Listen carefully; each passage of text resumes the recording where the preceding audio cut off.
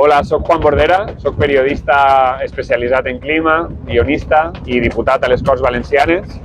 i estic com a activista, un més, de la Global Sumut Flotilla. Estem aplegant a Túnez, arribarem avui i probablement estarem uns dies allí perquè és necessari fer reparacions als vaixells i poder eixir en garanties de que ningú vaixell tinga problemes per aplegar a Gaza. I la situació és, per una banda, molt esperançadora, molt bonica, la tripulació, els participants, està sent tot una família i les expectatives, les esperances són altes d'aconseguir algo. No sabem si aplegar a Gaza, no sabem si obrir un corredor humanitari, no sabem si com a mínim el que ja estem aconseguint és canviar un poc com es percebeix la situació de Palestina al món. I estem veient mostres de suport per tot arreu, estem veient com a la volta ciclista es bloqueja a l'equip israelià, estem veient com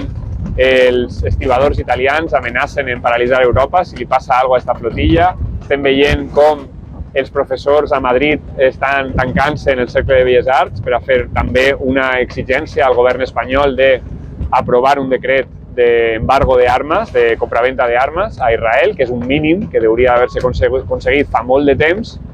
però que aplaudim, perquè encara que arribi tard, encara mai és tard, que diria aquell.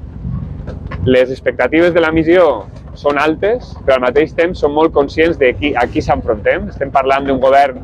que està cometent un genocidi en directe, que ha assassinat a més de 270 periodistes, més que en ninguna altra guerra, més que en pràcticament totes les guerres juntes,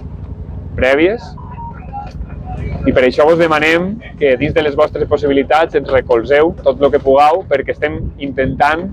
que no sols es produïsca un canvi material de les circumstàncies del poble palestí, que és l'objectiu principal, sinó que també tot el món, tota la societat,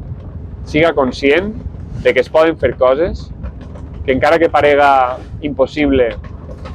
podem aplegar a Gaza, perquè de 38 flotilles, 5 van aconseguir aplegar